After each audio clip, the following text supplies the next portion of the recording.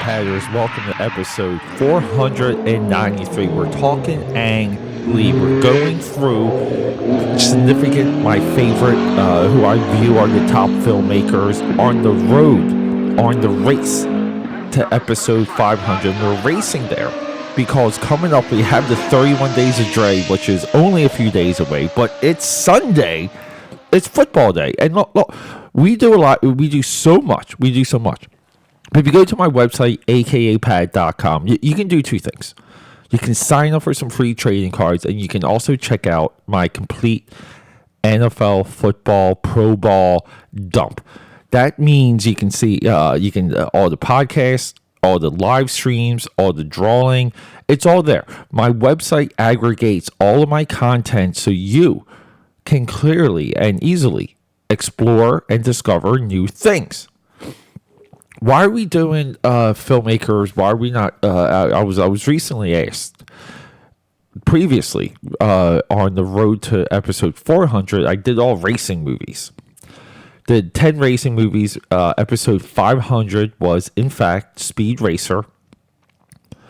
And I'm not doing that this time. I'm not doing 10 more racing movies because here's what happened. I basically did all the great racing movies. There's not enough out there. There's a few. There's like an Elvis Presley one that there's some out there. There's just not enough. And technically, I could do the Fast and Furious movies. I did consider that, but I just didn't want to do a Fast and Furious week. I want to save that for the release of Fast and Furious 10. But we're talking a lot of these filmmakers. We're talking about the ones that I feel matter, that are impactful, that do things that others do not. Filmmakers. And yes, I do put Michael Bay in that category. Easily, he's in that category. And I put our next guy, Zack Snyder, in that category as well. But we're talking Ang Lee. Ang Lee got that Oscar nut with Life of Pi. We can argue that he should have got a couple other Oscar nuts. I mean, he did well with Crouching Tiger, Hidden Dragon. He did well with Brokeback Mountain. What did Brokeback Mountain win? 2005, Brokeback Mountain. What do we do? Where are our accolades? I didn't line any of this stuff up. But Brokeback Mountain is one of the all-time movies. And when we talk about Ang Lee this time around, we're going to go through these movies, and I'm just going to tell you the ones I've seen and what I think of them and why, and maybe a little bit of the time that they came out in. Ang Lee, of everyone on this list, I am least versed on his entire filmography, but there is a genius in there, and I think that's important. Now, we also might do this other filmmaker who I really just want to talk about two of his films. Or maybe just one. And I'm debating if I should do that. So let's start with 1991, Pushing Hands. I haven't seen it. 1993, The Wedding Banquet. I rented this movie a few times at Blockbuster. I might have rented it twice. Never saw it. Never watched it. Wasted my money. 1994, Eat, Drink, Man, Woman. Now, this is the movie that hit the it hit the press. It hit Entertainment Weekly, Variety, Premiere Magazine. This was one of the movies to watch. And next year, the next thing that keep in mind, from 1991 to 1995, the guy's got endless releases. 93, 94, 95. Skip 92. 1995, Sense and Sensibility. Now, this is the You've Arrived movie. Everyone wanted to see this. Everyone ran to go check out this movie. Everyone talked about it. It did hit a couple of the award season articles. I still have yet to see it. But here we go. 1997. The Ice Storm.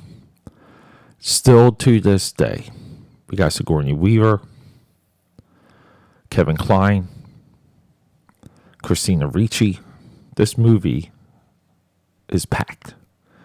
This movie is perfect. This movie sticks with you. Elijah Wood. The ending of this movie, and it's like sometimes you see something. You see it, and from the moment you see it, this is something. The ice storm, there's nothing to take out, there's nothing to add. And you will find this. This is a trend with Ang Lee. 1999, we always land on 1999. Ride with the Devil. Jewel. We got Jewel in this movie, which is Jewel, and we got Spider-Man. Tobey Maguire. This is maybe the best Western of the day. Western also has become a playground for filmmakers, rightfully so. The cinematics alone draw you in as an artist. Ride with the Devil is completely down. You'll get some people that know Ice Storm, but Ride with the Devil completely down the memory hole, unjustly. And then here we go, 2000. So from 91 to 2000, I mean, it's really nothing but hits, nothing but accolades. 2000, Crouching Tiger, Hidden Dragon. Now, this movie should have won everything at the Oscars. Should have won everything. And I believe 2000, it was split with Crash. Crash became... Now, don't get Crash mixed up with the David Cronenberg Crash, which is also a rock-hard masterpiece. Crouching Tiger, Hidden Dragon. The greatest kung fu movie of all time. It is. And here we go. We're going to start this. I can touch every genre. He's already done comedy. He's done the Western. He's done a period family drama with Ice Storm. 2003. This is maybe one of the most divisive blockbusters, I think, of the modern era. 2003 Hulk. Nick Nolte, Eric Bana. Everybody wanted this movie to be something than what it was. And I think along the way, no one saw what this movie was. This movie is insanely accurate to the source material.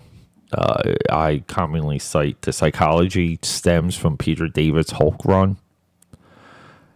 People say he's not Hulk enough, he doesn't smash enough, he doesn't go crazy enough.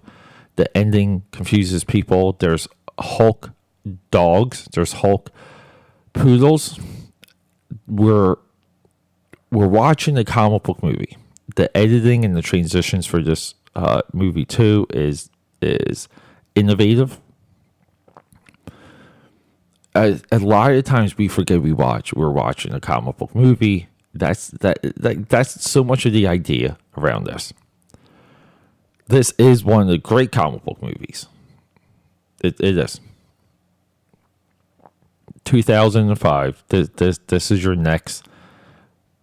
Should have been Oscar win, sweep, domination. We know for Heath Ledger. Brokeback Mountain. One of the absolute greatest love stories ever put. And there's a want and there's a hurt. There's a anguish in this movie. If you haven't seen Brokeback Mountain, it's important to watch it because of its perfection. It really shows us what other love stories are missing and why. 2007, we have the highest grossing NC-17 movie of all time, Lost Caution. I have yet to see. 2009, completely forgot about this movie until I made this list, but we can kind of consider road trip music movie a la Detroit Rock City. We know I love Detroit Rock City. Taking Woodstock. Haven't seen it. 2012, this movie, Life of Pi,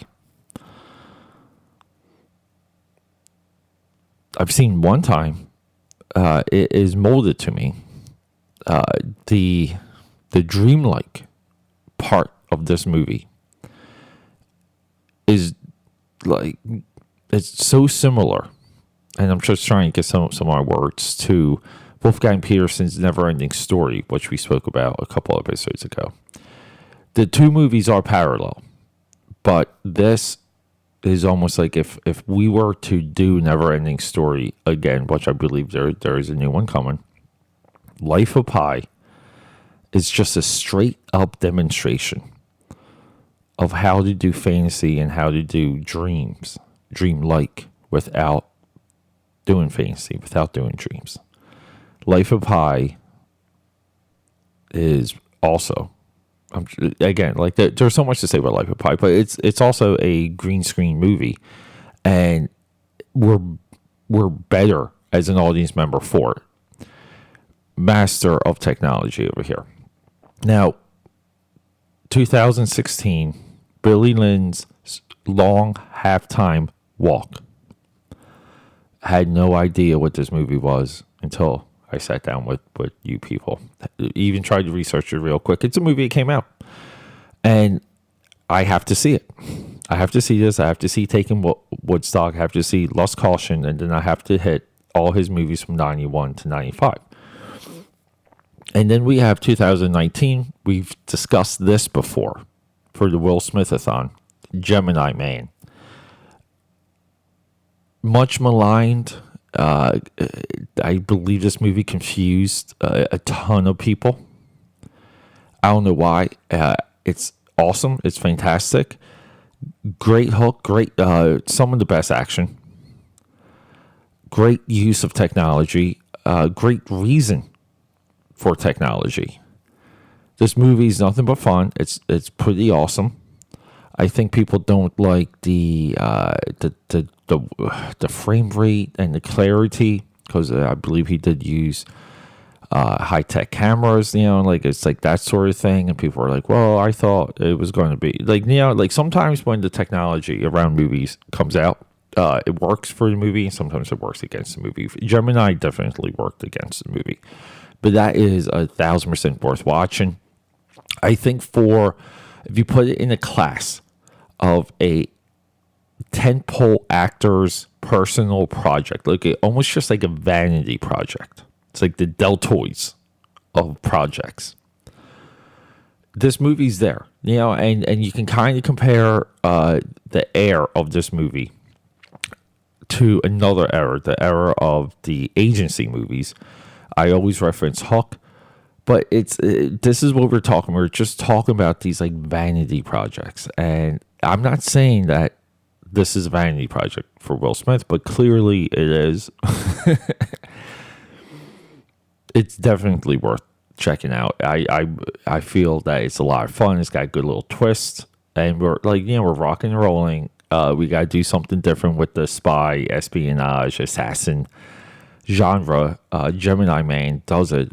It's also a movie, because I did address this on the episode. The development and history and people attached to Gemini is legendary.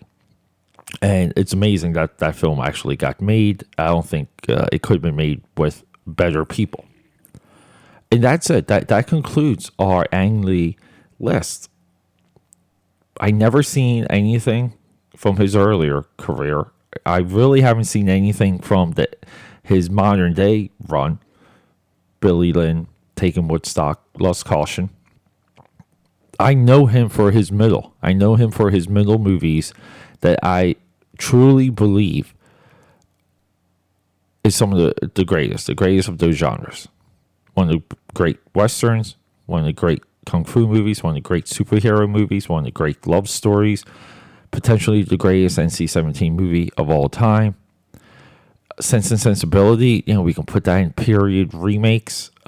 People still hold that one up. It's there, people. Ang Lee, he's never in these discussions when it comes to the all-time greats. It seems like he's methodical. He takes his time. He selects the right projects. He selects what's good for him or what interests him. And we're lucky that he's got the insurance companies and the financing and all of that fun stuff backing him up along the way. We're better for it. Next episode, people, Zack Snyder. Let's go rock and roll.